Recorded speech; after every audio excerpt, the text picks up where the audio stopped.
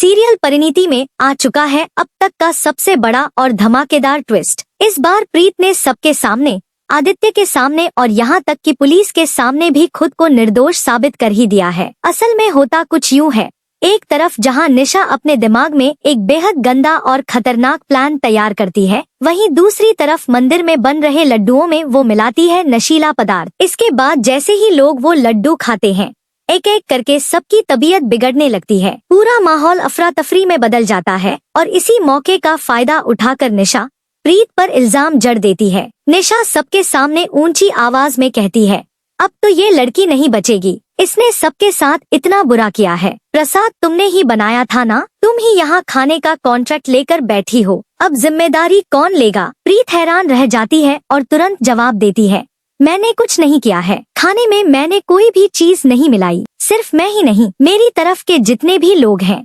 उनमें से किसी ने ऐसा नहीं किया है। मैं सब पर भरोसा करती हूँ और मुझे यकीन है कि कोई ऐसा कर ही नहीं सकता। लेकिन निशा रुकने का नाम नहीं लेती, बार बार इल्जाम दोहराती है और पुलिस तक बुला लेती है। पुलिस आते ही इन्वेस्टिगेशन शुरू होती है। प्रीत से एक एक करके कई सवाल पूछे जाते हैं। इधर आदित्य के गुस्से का पारा चढ़ जाता है। वो सीधा निशा से कहता है, तुम्हारी हिम्मत कैसे हुई प्रीत पर इल्जाम लगाने की।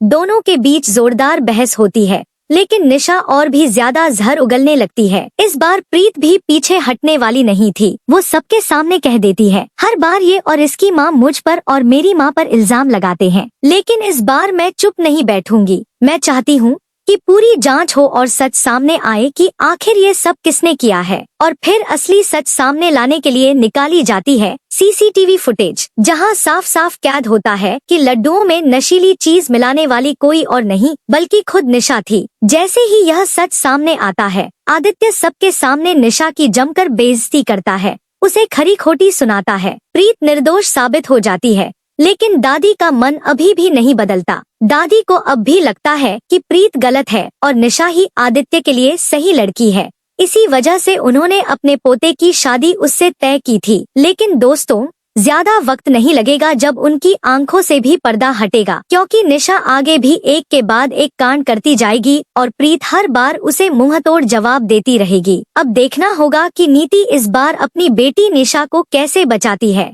तो दोस्तों, क्या आपको लगता है कि इस बार निशा का भांडा फूट जाना चाहिए? हमें कमेंट में बताएं और ऐसी ही चौंकाने वाली खबरों के लिए हमारे चैनल को सब्सक्राइब, लाइक और शेयर करना न भूलें।